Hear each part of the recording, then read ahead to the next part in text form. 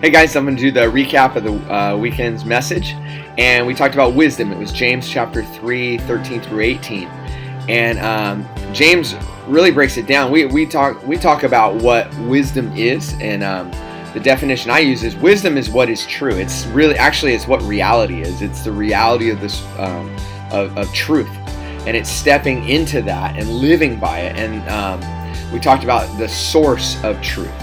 And I use the analogy of a spring, that God and His Word is the source of wisdom. The beginning of wisdom is the fear of the Lord. So God is the source of wisdom. He's like the spring that started the river. Or I use the analogy of a glacier, that as it melted, it started the river. And you can drink straight from the glacier water, and it's pure and it's right and it's perfect. Or you can drink from toilet water. Both of them are H2O. Both of them will hydrate you, but one of them is going to be bad for you. As a matter of fact, one of them will probably, in the end, dehydrate you. And that's the difference between God's wisdom, God's reality, and the world's wisdom and the world's reality. So we talked about worldly wisdom, and I gave a couple examples, and a great one is how the world views sex, and then how God views sex, and they're very different. And the world's wisdom has some logic to it, but in the end, it ends up hurting.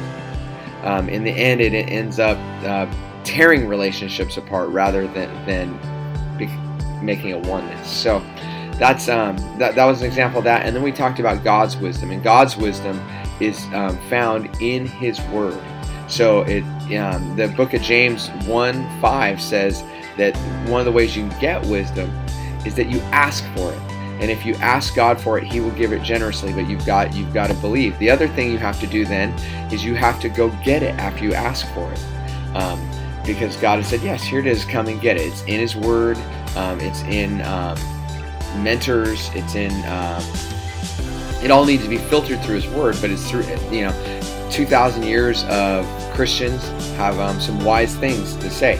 And I use the Proverbs 4:8 about wisdom, that you have to cherish her, you have to desire her. And it's that whole analogy of you've got to go get wisdom now. God says, yes, I'll give it to you, now come and get it. You've got to get it. You've got to get into His Word. I gave an example of other ways besides getting into His Words. Maybe read about some of the great Christians that were out there, and you may be able to glean some of their wisdom.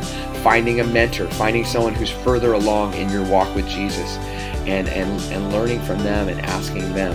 So wisdom is something God will give you, but then you've got to receive it. You got to go get it. So then the last thing we talked about at the end of the sermon is I turned the corner of the gospel, and in Luke 7, Jesus is talking to this group of Pharisees and His disciples, and they're talking about John the Baptist, and basically he says, John came and he was very pious and religious, and you wouldn't even get baptized by him. He goes, and then I come and I'm ministering to the least of these, the sinners, the tax collectors, and you say I'm a drunkard and a glutton. Like, who do I compare you guys to? You're like children that we played a happy song to, you wouldn't dance. We played a sad song, you wouldn't cry. And you just kind of, you don't do anything. And then he says something in John 7:35 that really is a burn. And he's just really saying to them, he says, wisdom is proved right by her actions. And he was saying to them, and it's the same theme as James, is, hey, look at your life. You want to know if you're wise? Look at your life. You guys, you Pharisees, you are not wise. You're missing everything that God brought to your life.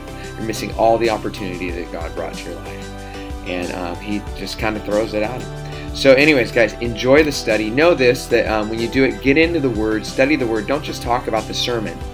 And when you get into it, the last question really is meant to call you deeper, to reflect on the gospel and how the gospel and wisdom work together. So enjoy the study and go be the church.